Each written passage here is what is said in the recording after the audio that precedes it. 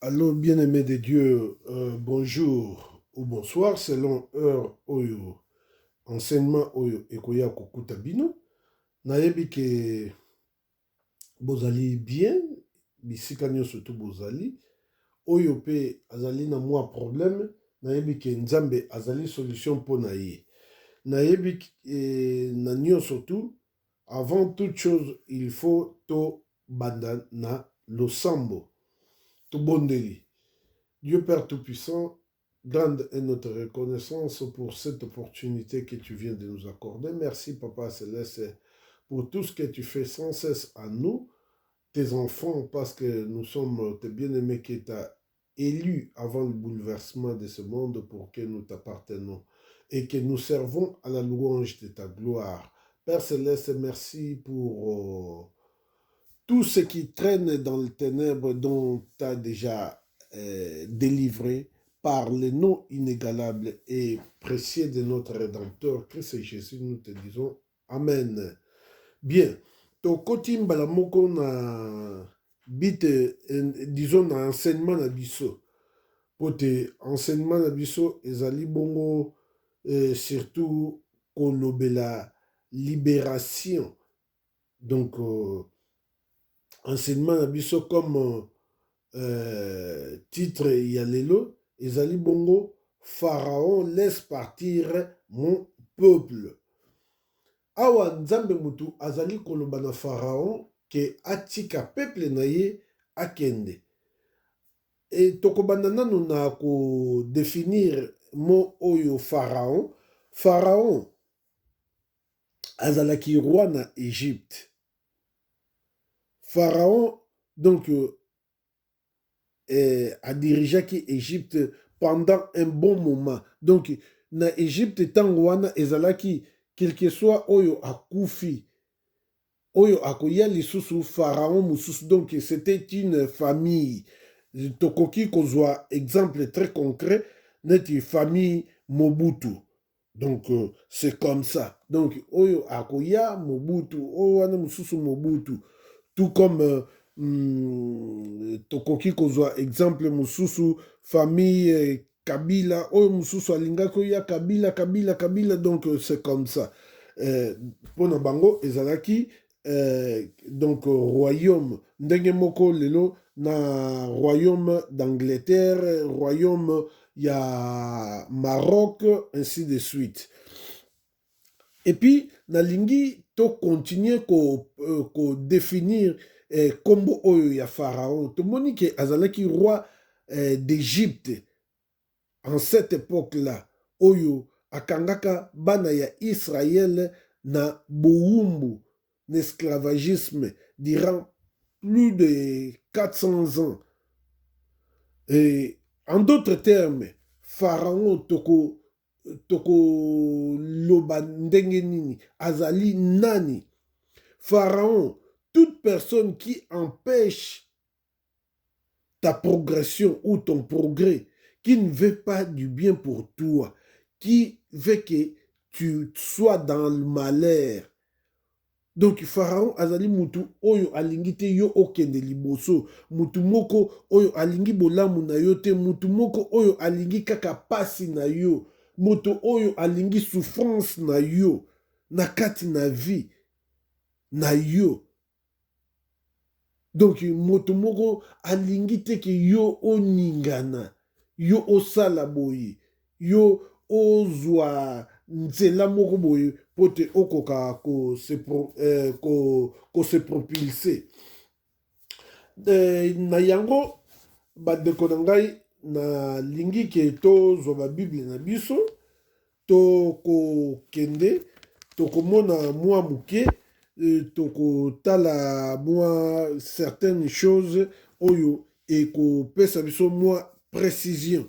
Tokotanga bongo na Exode chapitre 1 na verset tobanda na verset 1 soki bobandi na verset 1 bokomona ke awa bapesi biso souffrance ya baisraélite na Égypte.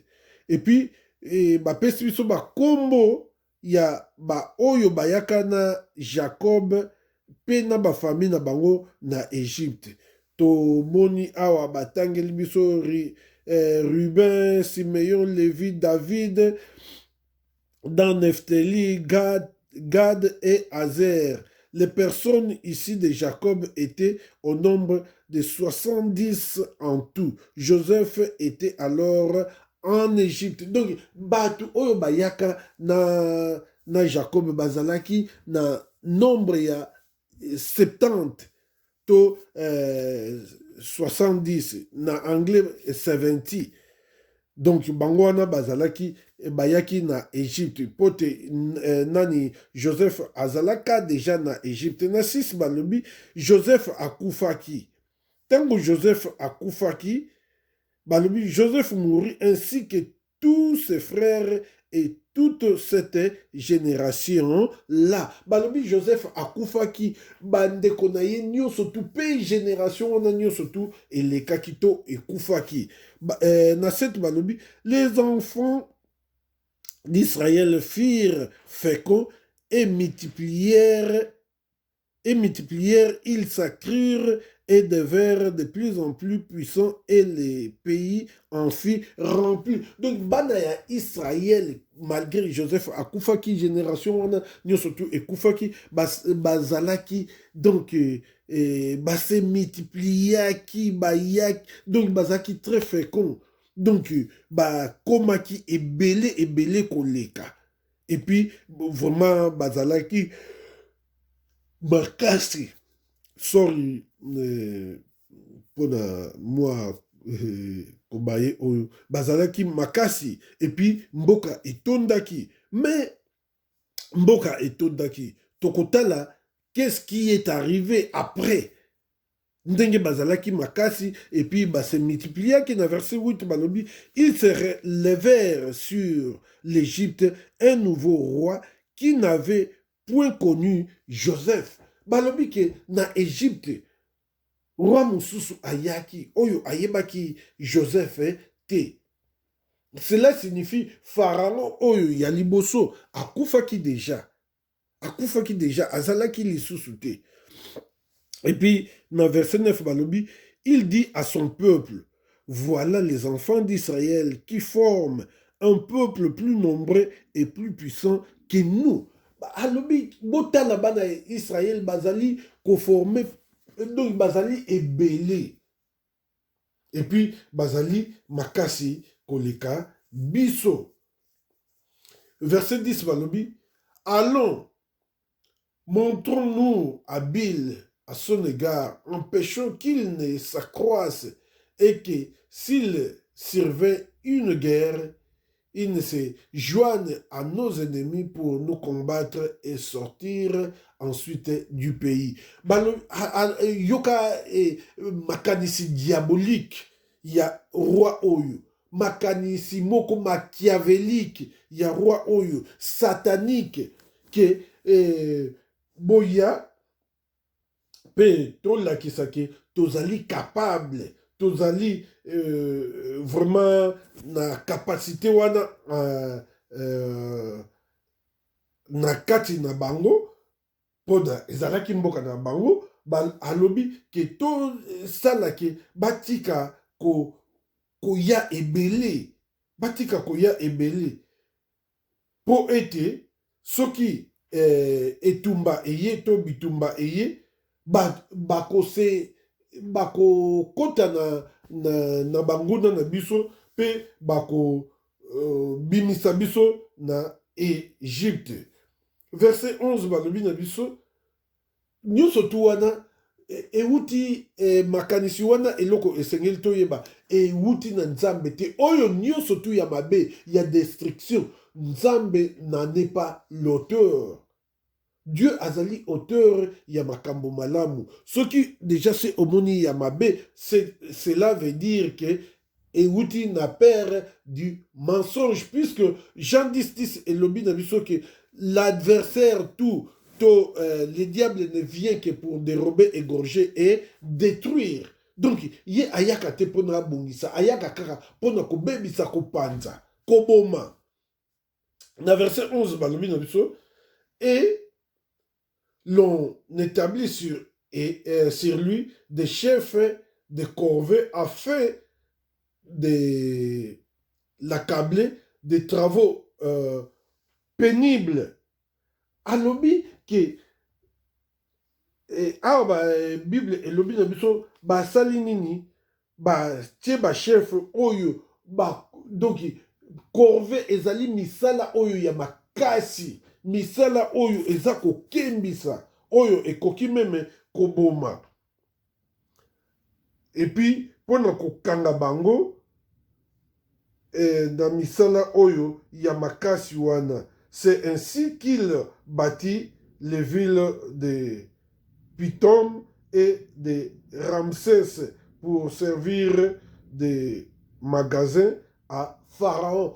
Pe na yango basalaki ville ya Pithom na Ramsès pona ko servir na magasin na Pharaon. Donc ville wana ezalaki na ba magasin pona Pharaon. 12 balobi na biso, mais plus on l'accablait, plus il multipliait et s'accroissait. Et l'on prit en aversion les enfants d'Israël. Balobi que donc d'autant plus que babandaki ko kanga bango, babandaki ko sala nini, babandaki ko se multiplier, babandaki ko botana, babandaki ko ya ebele.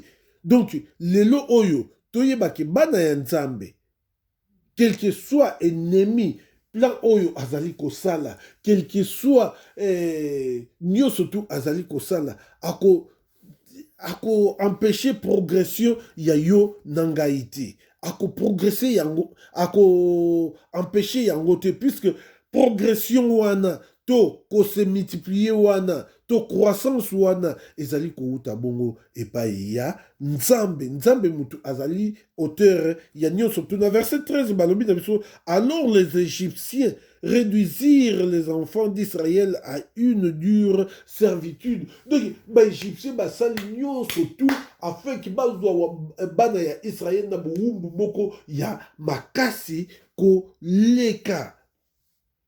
Bandeko na ngai, monguna akoki kolinga te bana ya Nzambe bazala libre. Monguna akoki kolinga te bana ya Nzambe bakoka ko se réjouir. Monguna akoki kolinga te bana ya Nzambe bazala à l'aise. Yango wana awa tomoni ke Pharaon alingaki kotia bana ya Israël à l'aise te. Lelo oyo toyebake ngai na yo tozali Israël. Tozali Israël nouvelle.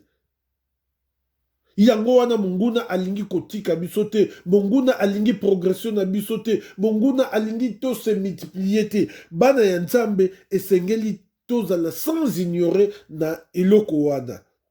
Esengeli toyeba yango, to tia yango na motu na biso, et puis to koka ko travailler dur. Totala te oyo monguna azali ko tia liboso na biso obstacle ba circonstances, ba situation dure, peu importe. Toyebake Nzambe azali de notre côté, quelles que soient les circonstances, les situations. Donc tozali plus que vainqueurs et nous nous en sortirons de toutes les façons. Ndenge parole de Dieu et lobby. Donc dans toutes ces circonstances, nous sommes super vainqueurs. Na Romain Kakawana, Romain chapitre Tokene, na chapitre 8, Romain.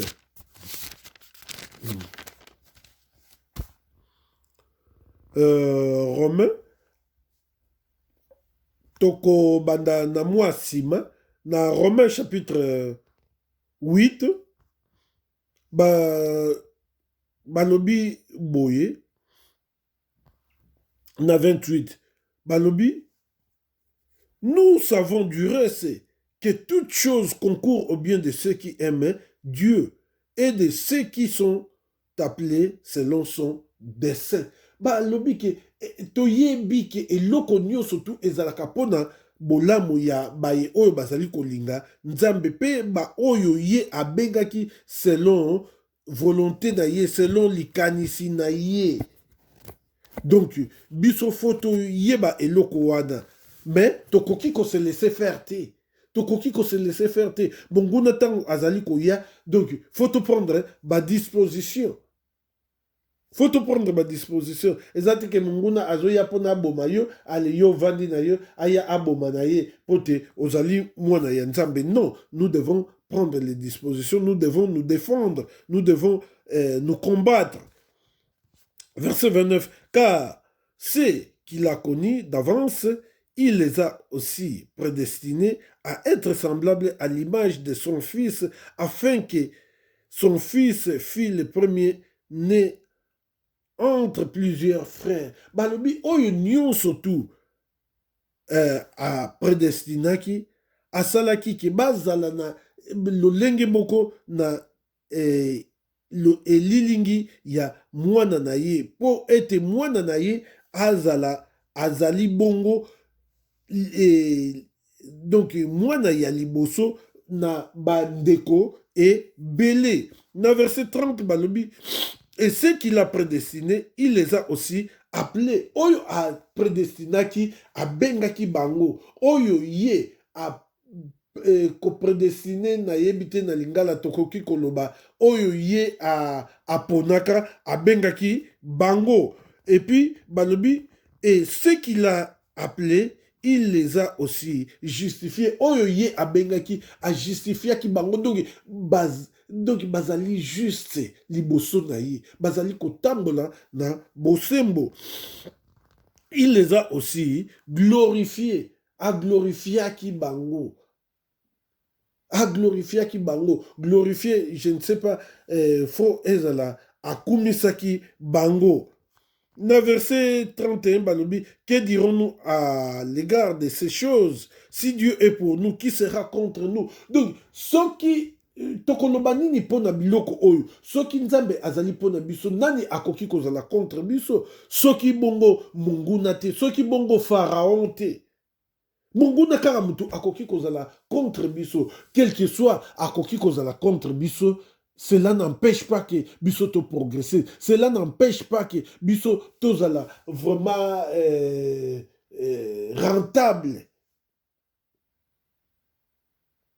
Verset 32, lui qui n'a point épargné son fils, son propre fils, mais il l'a livré pour nous tous, comment ne nous donnera-t-il pas aussi toutes ces choses avec lui? Donc, ye oyo a épargnaki mwana na ye te, apesaki ye pona mutu nyonso tu, ndenge nini akosala te ke biso ndenge nini akopesa biso biloko oyo te. Verset 33, qui acquérera les élus de Dieu? Nani oyo akofunda bana ya nzambe?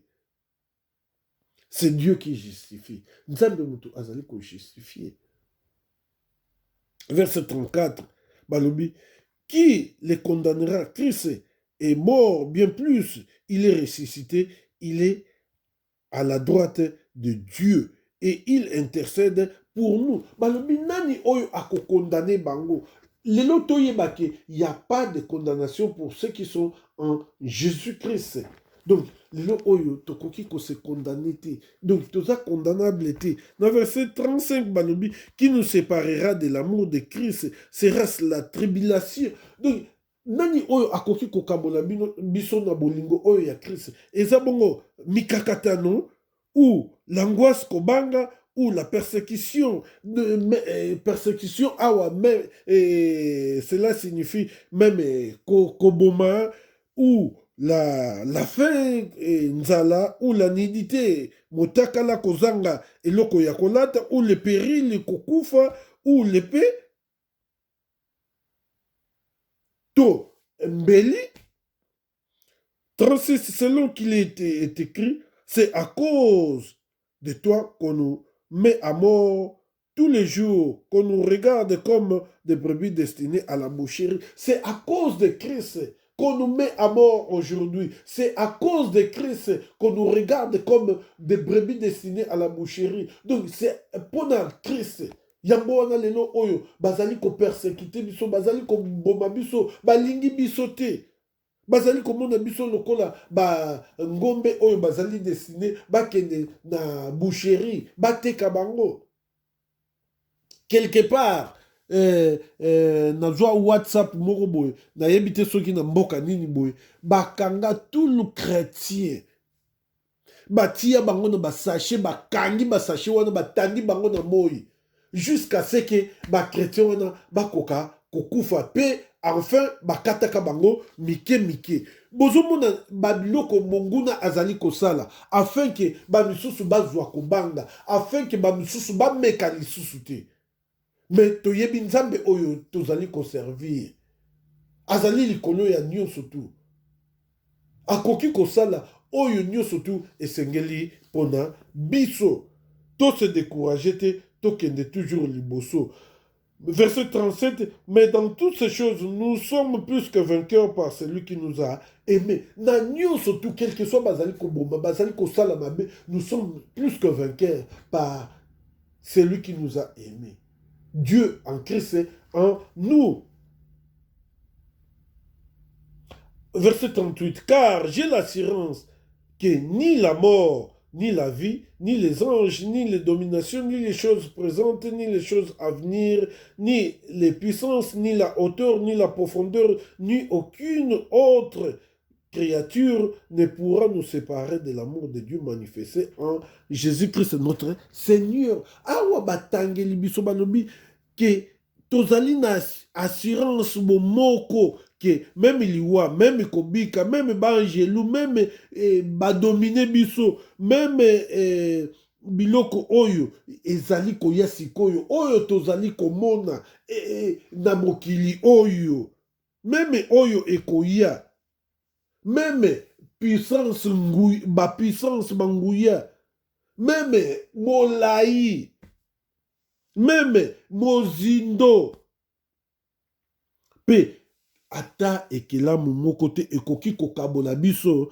na bolingo ya nzambe oyo amanifestaki na Jésus-Christ oyo azali mobikisi na biso. Bana ya nzambe esengeli na biso biso totalela nzambe, esengeli na biso tosala oyo nzambe azali kosenga biso, pote nzambe azali wana pona kolibere biso, nzambe azali wana pona biso to longwa na maboko ya munguna Pharaon.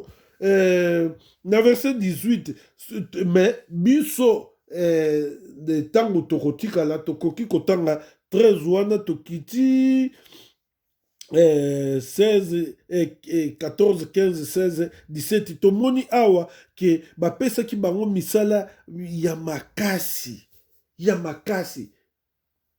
Et puis, babandaki kosala yango. En plus, enfin, awa, balobi, et que Pharaon akendeki pai ya ba sage femme oyo, ya ba hébreu, akendeki ke akoka ko deal na bango, bakoka koboma bana nyonso tu ya mibali, pe ya basi bakoka ko tika bango, bakoka ko vivre. Na 18, le roi d'Égypte appela, et puis basi wana ba bomaki bana ya mibali te, ba bomaki pe bana ya basi te, donc batikaki bango nyonso tu bakoka ko survivre enfin.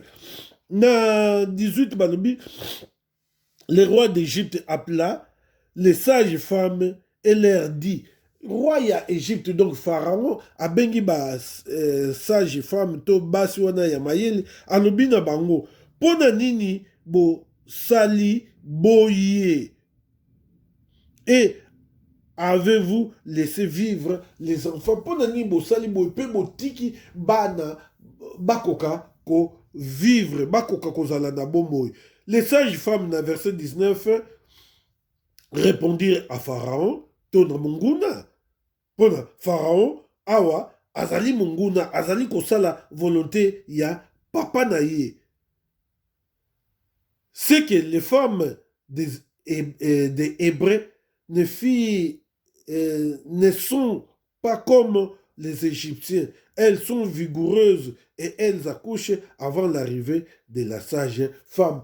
Awa balobi ke basi ya ba hébreu donc bazali lokola basi ya Égypte te bazali donc makasi bapomba et puis bazali kobota avant même ba sage femme ba koka koya basi oyo ya mayele ba koka koya na verset 20 balobi Dieu fit du bien aux sages femmes et le peuple multiplia et devint très nombreux. Balobi ki nzambe asali bolamu na basi wana ya mayele pe ba pe peuple et se multiplia ki bakomaki lisusu mingi koleka. Verset 21 parce que les sages femmes avaient eu la crainte de Dieu, Dieu fit prospérer leur maison. Lokola basi wana ya mayele bazalaki na bobangi nzambe nzambe asalaki nini aprosperaki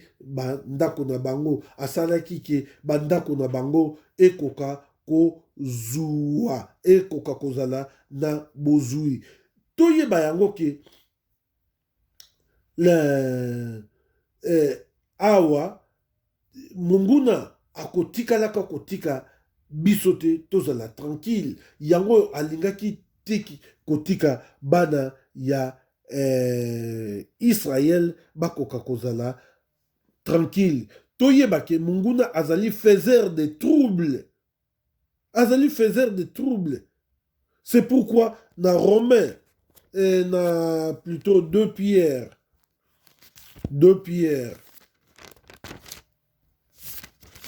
non na 1 Pierre, pardon, 1 Pierre chapitre 5. Dans 1 Pierre chapitre 5. Toko mona na verset 8. Ah, balobi na biso boye. Balobi 1. Et toko kiko banda d'abord même na verset 6. Balobi boye. Humiliez-vous donc sous la puissante main de Dieu, afin qu'il vous élève au temps convenable. Et Seigneur, tomi kiti sana maboko ya nzambe, pote nzambe atombo la biso na tango oyo elongo bani. Na verset 7 balobi, et déchargez sur lui de tous vos soucis, car lui-même prend soin de vous. Et Seigneur na biso to pesa mikumba na biso to ba souci na biso mikakatano na biso na ye pote yende mutu azali kope sa solution. To ye nde mutu azali se charger na biso to azali kozwa soin na biso. Verset 8 balobi soyez sobre, veillez, votre adversaire le diable rôde comme un lion rugissant cherchant qui il dévorera. Balobi que soyez sobre et sengeli na biso to zala très efficace, très modéré. Bona nini monguna na biso diable moyini satana azali kotambola lokola nkosi oyo azali konguluma koluka oyo ye akokanga na motambo na ye. Verset 9 balobi na biso résistez-lui avec une foi ferme sachant que les mêmes souffrances sont imposées à vos frères dans le monde. Balobi na biso ke to résister ye na kondima moko ya makasi toyeba ke pasi oyo biso tozali komona yango wana pe baninga mosusu na mokili bazali komona ezali partout dans le monde. Monguna satana azali koopere kaka pai na yo te azali kaka koopere awa na Irlande te to na Congo te to na France te to na Angleterre te to na Belgique te azali koopere partout dans le monde 24 sur 24. Dans verset 10, le Dieu de toute grâce qui vous a appelé en Jésus-Christ à sa gloire éternelle après que vous aurez souffert un peu de temps. Ah, balobi ke nzambe oyo yangolu nyonso tu oyo abengaki biso na Jésus-Christ pour la gloire éternelle après que toko mona pasi moke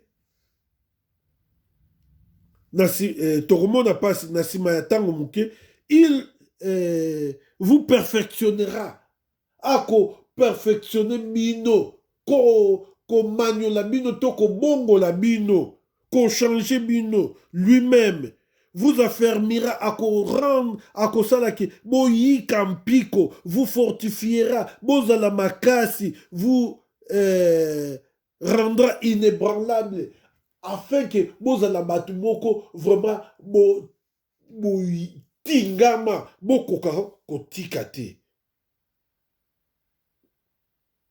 Nzambe akoki kotika bino te, to biso te, to donc pasi eleka soki ndenge nini tolelela obele ye.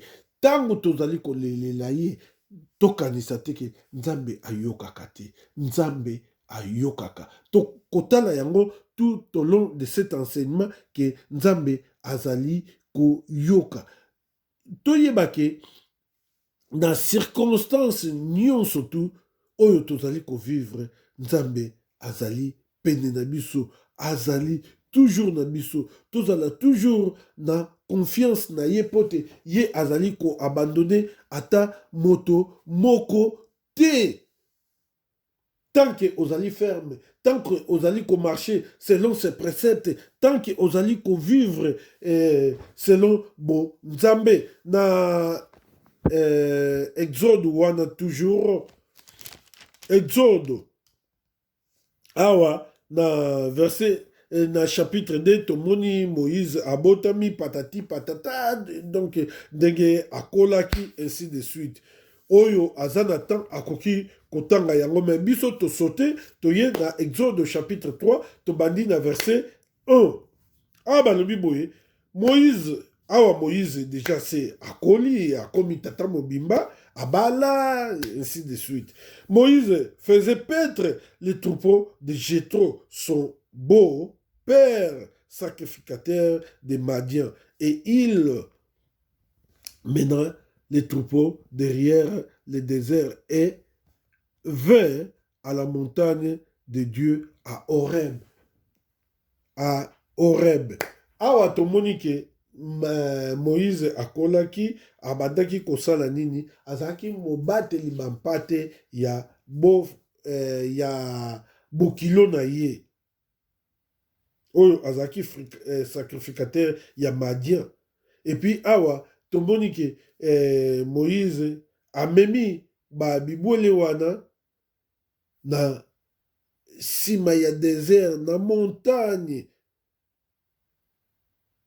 ya Nzambe, na Horeb. Verset 2 balobi, l'ange de l'Éternel fit apparaître dans une flamme de feu au milieu d'un buisson. Moïse regarda et voici les buissons étaient tout en feu et les buissons ne se consumaient pas. Awa balobi ke angelu ya Nzambe abimeli Moïse awa na moto. Pe moto wana ezalaki ko kitate. Awa, verset 3 balobi, Moïse dit, je vais me détourner pour voir quelle est cette grande vision et pourquoi les buissons ne se consument pas. Awa, Moïse alobi, fona baluka na koyeba vision oyo ya munene pona nini, pe moto oyo ezali kokoka kosila te to kokufa te. L'Éternel vit qu'il se détournait pour voir, et Dieu l'appela du milieu du buisson et dit, Moïse, Moïse. Et il répondit, me voici. Awa, Nzambe, déjà, ayebaki Moïse, azuli kanisike, a koka ko tourne, a koka ko baluka, Nzambe, abeleliye, na kati na moto. Alobi, Moïse, Moïse. Pe Moïse alobi, nga yoyo, to nga yeyo. Dans verset 5, Dieu dit, n'approche pas d'ici, ôte tes souliers de tes pieds, car les lieux sur lesquels tu te tiens est une terre sainte. Awa, Nzambe alobi na ye na verset 5, alobi ki, kopusa na awa te, longola sapatu na makolo na yo po te ngomba oyo yo oye ezali ngomba et sante. Na verset 6 balobi na biso boye, et il ajouta, je suis Dieu de ton père. Abakisi nazali nzambe ya tata na yo, nzambe ya Abraham, nzambe ya Isaac, nzambe ya Yakobo. Moïse se cacha le visage. Moïse mbala moko abombi elongi, akangi elongi, car il craignait de regarder Dieu. Pe pote abandaki kobanga kotala nzambe, abandaki kobanga kotala nzambe. Donc bien aimé, toyebake nzambe amanifestaka puissance na ye na tango oyo esengeli, na moto oyo azali kotambola sembo li boso na ye. Verset 7 balobi na biso, l'Éternel dit, j'ai vu tobandi komona déjà eloko moko ya monene awa, j'ai vu la souffrance de mon peuple qui est en Égypte. Nzambe alobike namoni pasi to souffrance mikakatano ya peuple na ngai oyo azali na Égypte, et j'ai entendu des cris, les cris que lui font pousser les oppresseurs, car je connais ses douleurs. Na yoki kolela oyo banguna bazali kosala ke bakoka koganga pe na yebi pasi na bango. Bien-aimé de Dieu, sachez-le bien que Nzambe ayokaka gémissement nyonso tu, kolela nyonso tu, koganga nyonso tu, bapasi nyonso tu ya yo. Azali kobosa na yango te. Nzambe toyebake azali wana pona koyoka yo butu na moi oyo nyonso tu munguna satana azali kosala, azali koyoka. Na Ésaïe chapitre 59 si j'ai bon mémoire encore, Ésaïe 58 c'était Ésaïe tokei na Ésaïe 59. Ésaïe 59. Ah, balobi na biso, non, la main de l'Éternel n'est pas trop courte pour sauver. Loboko ya Nzambe ezali mokuse te pona kobikisa, ni son oreille trop dur pour entendre. Balobi même litoi na ye pona koyoka. Yango wana Nzambe ayoka ki kolela ya Israël. Litoi na ye ezali ya kozipa mate to ya kokanga mate pona kozanga koyoka kolela na yo. Yango wana Nzambe ayoka ki kolela ya peuple d'Israël. Bien-aimé, Nzambe ayokaka pote ye mutu asala litoi ayokaka, ye mutu asala loboko asimbaka. Tozongi nano to simbi page oyo ya Ésaïe 59 tokozonge lango l'air morobo. Tozongi nano na Ézéchiel chapitre 3 na verset 8 balobi na biso boy, je suis descendu pour les délivrer de la main des Égyptiens et pour les faire monter de ce pays dans un bon et vaste pays, dans un pays où coule le lait et le miel, dans les lieux qu'habitent les Cananéens, les Étiens, les Amoréens, les Phérésiens et les Éviens et les Jébusiens. Awa Nzambe alobi lisusu boye ke na kiti pote nakoka ko bikisa ye. Nakoka ko bikisa ye na maboko ya ba Égyptien, na maboko ya banguna.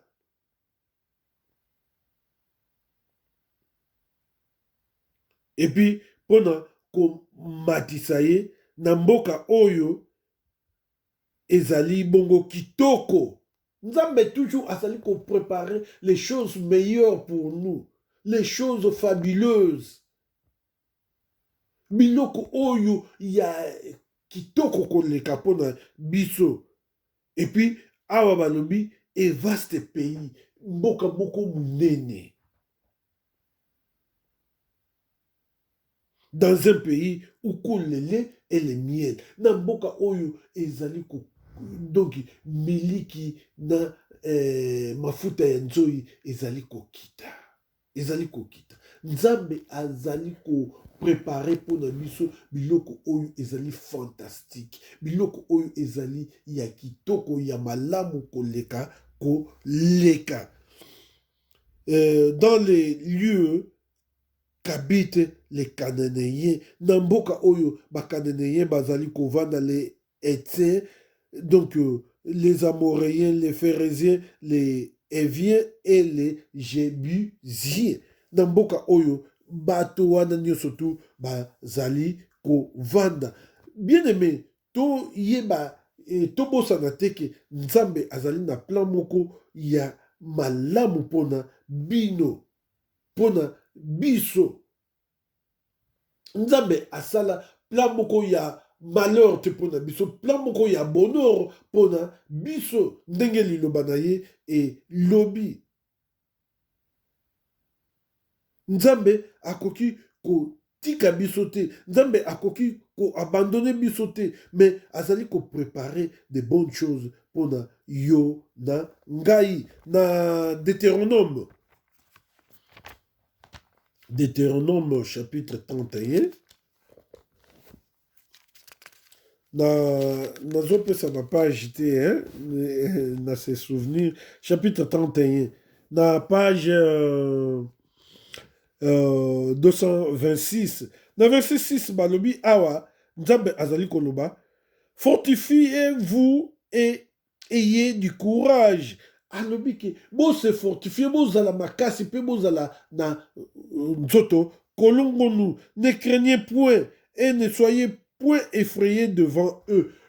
Donc bobanga te pe bozala na kolenga te liboso na bango, car l'Éternel ton Dieu marchera lui-même avec toi. Il ne te délaissera point et ne t'abandonnera point. Nzambe ye moko akotambola na yo, akotika yo te, ako abandonne yo te atambala moko. Nzambe akoki kotika biso atambala moko te, akoki peko abandonne biso te.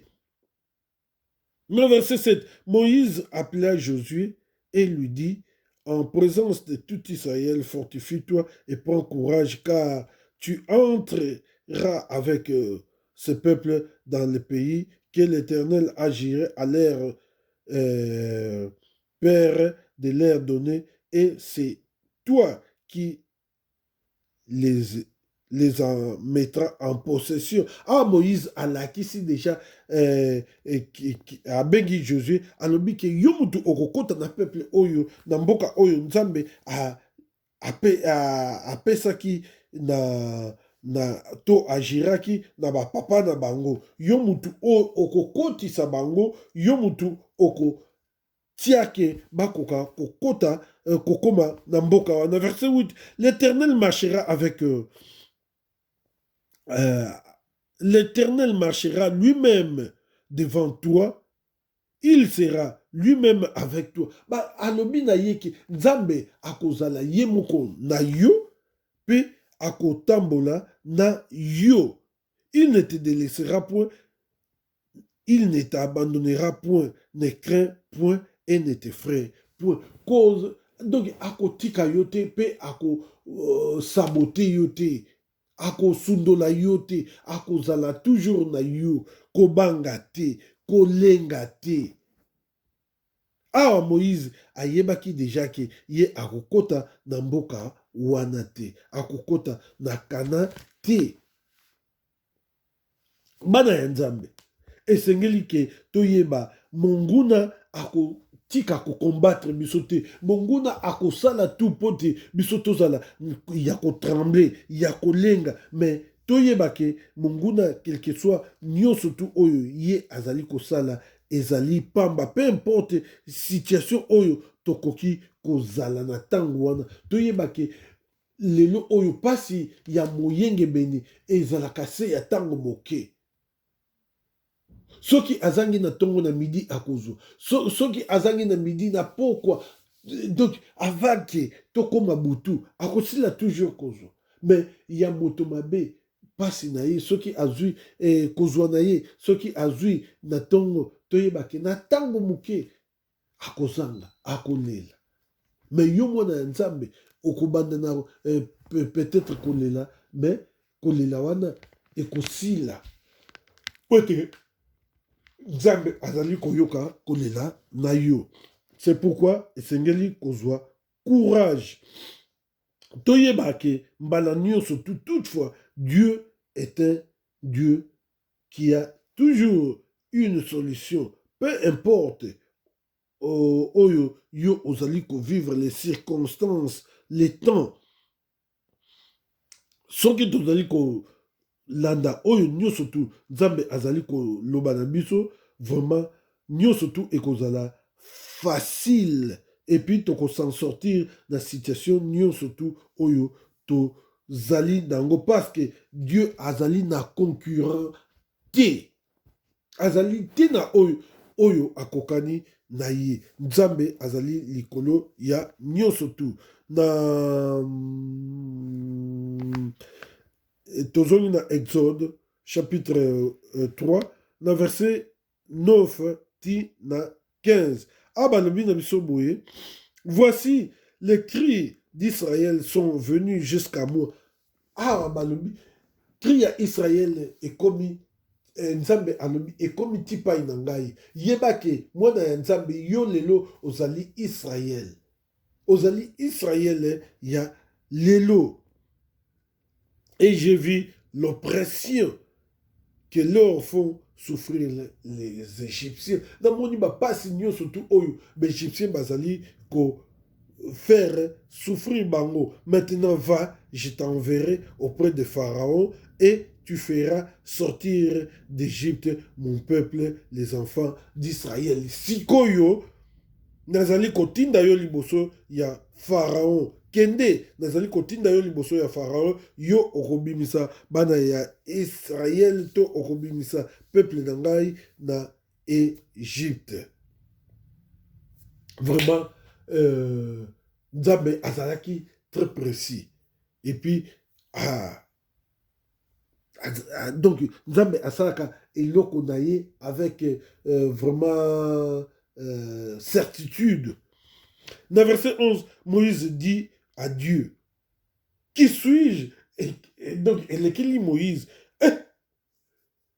nazali nani pour aller vers Pharaon, pendant qu'on liboso ya Pharaon, et faire sortir d'Égypte les enfants d'Israël. Pe nabimisa na Égypte bana ya Israël. Dieu dit, je serai avec toi. Nzambe alobi nakozala na yo. Et ceci sera pour toi ainsi les signes que c'est moi qui t'envoie. Pe oyo ekozala bongo elemboke ngai mutu nazali kotinda yo to natindi yo. Quand tu auras fait sortir d'Égypte le peuple, vous servirez Dieu sur cette montagne. Pe tango okobimisa bana ya Israël na Égypte, boko servir to boko salela nzambe na ngomba oyo. Moïse dit à Dieu, j'irai donc vers les enfants d'Israël. Nakokende, Moïse alobi na nzambe nakokende pa ya bana ya Israël. Et je leur dirai, les dieux de vos pères m'envoient vers vous. Pe nakoloba na bango nzambe ya batata na bino azali atindi ngai epai na bino. Mais s'il me demande quel est son nom, que leur répondrai-je? Soki batuni ngai kombo na ye nani, nakoloba nini? Dieu dit à Moïse, je suis celui qui suis. Nazali oyo nazali. Et il ajouta, c'est ainsi que tu répondras aux enfants d'Israël. C'est lui qui s'appelle Je suis, m'a envoyé vers vous. Okoloba na bana ya Israël ndenge wana oyo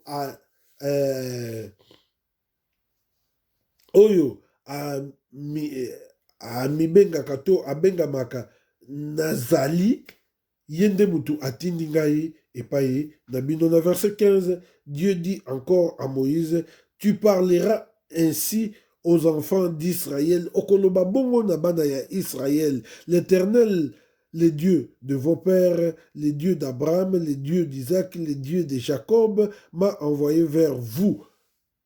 Nzambe oyo ya Isaac, Nzambe oyo ya Abraham, Nzambe oyo ya batata na bino atindi ngai epai na bino. Voilà mon nom pour l'éternité. Voilà mon nom de génération en génération. Alobi tala kombo na ngai pona libela libela. Tala kombo na ngai pona tango nyonso. Donc Nzambe a lobi kombo na ngai pona libela ezali je suis. Je suis. Dans verset 16, va, rassemble les anciens d'Israël et dis-leur, l'Éternel, le Dieu de vos pères, met à Paris, le Dieu d'Abraham, d'Isaac, le Dieu de Jacob. Il a dit, je vous ai vu et je vis ce qu'on vous fait en Égypte.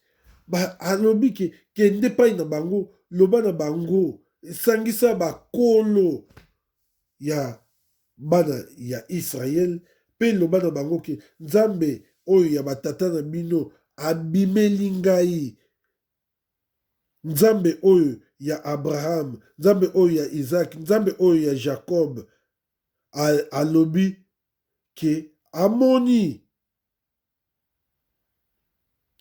Et puis, donc, je vous ai vu, amoni bino, pe amoni, oyo nyo surtout, ba Égyptien, bazali kosala na bino. Donc, toyebake, Nzambe, amonaka nyo surtout, oyo munguna azali kosala. Amonaka nyo surtout, oyo munguna azali kosala. Toyebake, loboko na Nzambe ezali mokuse te ndenge naotaki koloba loboko na Nzambe na Esaïe tozongi siko na Esaïe wana chapitre 59 wana kaka Esaïe pote mingi balobaka ke Nzambe ayokaka na ye te, Nzambe asalaka na ye eloko te. Awa to retangi verset 1 non, la main de l'Éternel n'est pas trop courte pour sauver, ni son oreille trop dure pour entendre. Balobi ke loboko na Nzambe ezali mokuse te pona kobikisa, to litoi na ye ezali ya kosipama te pona koyoka. Nzambe asala nyonso tu pote ye azali lolenge wana, to yebake tozali elilingi ya Nzambe. Nzambe asala litoi azali koyoka, Nzambe asala loboko asimbaka. Verset 2 balobi, mais ce sont vos crimes qui mettent une séparation entre vous et votre Dieu. Ce sont vos péchés qui vous cachent sa face et l'empêchent de vous écouter. Awa toyebaki, balobi mabe na biso, koboma na biso. Yango mutu ezali kotia séparation to ezali kotia bokaboli entre biso na Nzambe pardon. Ezali bongo masumu na biso ezali kobomba elongi ya Nzambe pote tokoka komona elongi ya Nzambe. Balobi ke masumu na biso ezali kosala ke donc Nzambe akoka koyoka biso te. Esengeli tokima masumu. Fuyez les péchés, fuyons les péchés. Nzambe alingite yo nangai tokoka kokufa. Nzambe alingi ke tokoka coexister. Nzambe alingi ke tokoka changer totika nyonso tu oyo ezali ya mabe.